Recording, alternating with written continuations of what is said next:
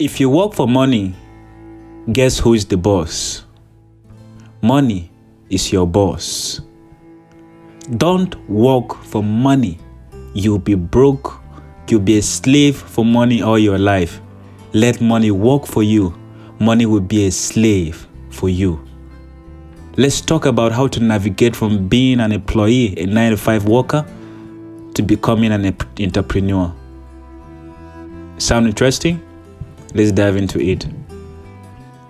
You see, while you are still on your job, there are a couple of things you may consider doing.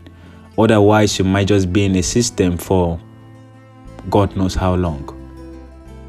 So I've got 5 points actually from moving from a place of being an employee to a place where you are an entrepreneur, having other employees under you working.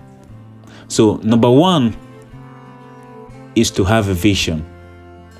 You see, if you don't have a vision, you will drift around and you will never really know where you are going. And a lot of people do that actually.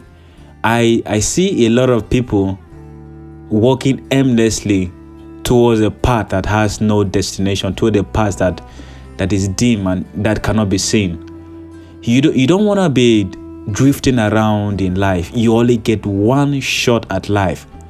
One shot is gone. You can't experiment blindly. You've got to have a vision. Sides. You've got to sort of see where you are going. Like, why am I here working in the first place? What do I intend to do with the resources I get from here? Like, where am I going? What do I want to do? Next 10 years, where do I want to be? What do I want to have? What do I want to be doing? A vision. Number one is a vision. If you don't have a vision, every other thing you do is just may not fit into the puzzle. Like it won't fit together. So number one is to have a vision. Sit down quietly, based on your gift, your potential, your skills, your experience. Craft a vision for yourself and pursue it with all your guts and every single strength you have in you. Number two is to have a plan. It's not enough to have a vision. You also need to have a plan for that vision. If you are like a Christian, you know about faith. Faith is believing in your vision. Now, there is no faith without works, right? So works is like plan. You can't say you believe that your vision will work and yet you don't have a plan for the vision. That's not true. That means you don't believe the vision. You're just romancing yourself. You're lying to yourself. You're not being honest. If you believe you have a plan for it, you can't say you believe in your relationship with someone and you don't have a plan for you and that particular person. That's not true. That's not true. You're just lying. So number two, very essential, is to have a plan. A plan. Okay, where am I now? What do I need to do? My next 2, 3, 5 steps. How do I get from here to here to here to here to a place where I can actually kickstart this vision? This step-by-step plan. What is involved? What is required? How much time you need? A plan for the vision. Number three is to have an emergency fund. Listen, if you want to navigate from, if you will eventually end up navigating from and being an employee to an entrepreneur, you need an emergency fund. Because things can actually go wrong, to be very honest. Things can go south, things can go east, things can go north. You just never know. Things can go wrong. As a matter of fact, you can get fired from your job there. Your company can go bankrupt and that's it. Job done. Everyone go home. Now what? What do you do? You've been making money, taking care of family. You ain't got no emergency fund. What do you do? Next 2, 3, 4 months, what do you do when you don't have a job? So it's very important before we start building big companies and these things.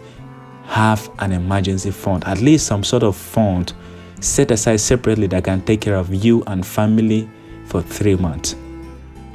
So that's the third point. And then the fourth one is where we kickstart things, is to start a side hustle. The reason is you don't want to quit your job to go pursue an idea.